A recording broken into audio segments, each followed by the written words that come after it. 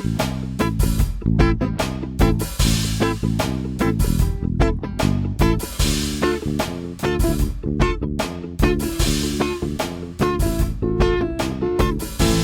so here are the bits of scrap timber that we cut out in the last episode, and they're ready to be joined into the top and the legs using this dowel jig,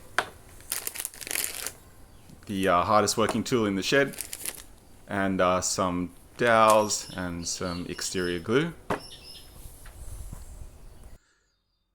And here I'm just marking up some likely positions to put those dowels in, and then transferring that mark onto the edge of each board.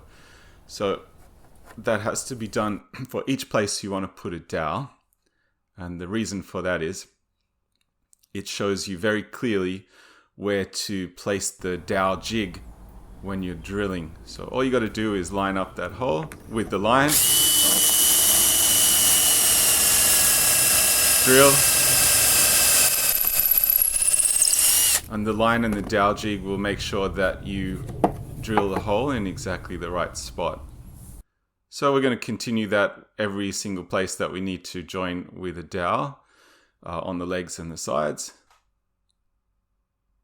And it's a pretty easy process. It doesn't always go right though. Sometimes you drill slightly off center, but it's pretty forgiving. I found that if you just wiggle the drill a little bit over to where it should have been, that the dowel will still work fine and you'll get a good solid joint. Okay, so now it's time to glue it all up, and this is really easy. Just make sure you've got a handful of dowels, the glue, a wet rag, and the percussive maintenance tool, and you'll be ready to bang it all together. So really easy. Just stick the dowels in, whack them in, put the next piece on, and really quickly you can assemble some bits of scrap timber into a board. And this one is going to make the two legs.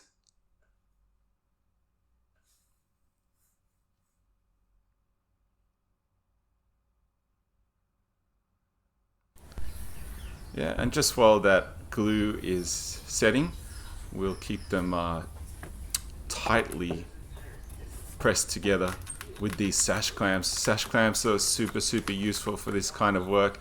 I think if there's any other tool you'd get after getting a sash clamp, it's just more sash clamps.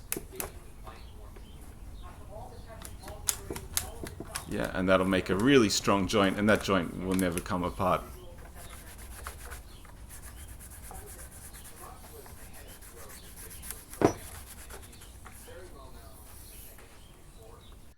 Okay, and then just doing the same thing with the top. The top's a little bit wider than the legs.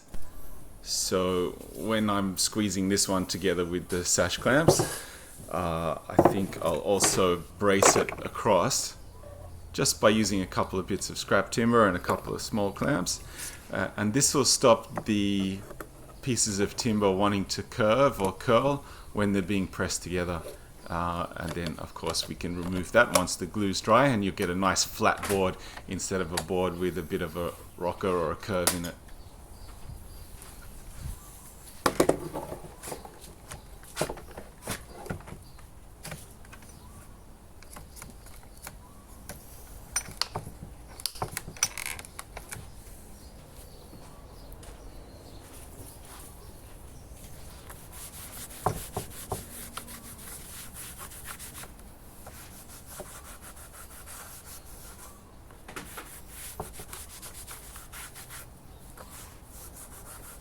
So we'll let everything set overnight, and tomorrow we'll cut these boards into the final parts and assemble them together into our coconut scraper. Thanks for watching. We'll see you next time.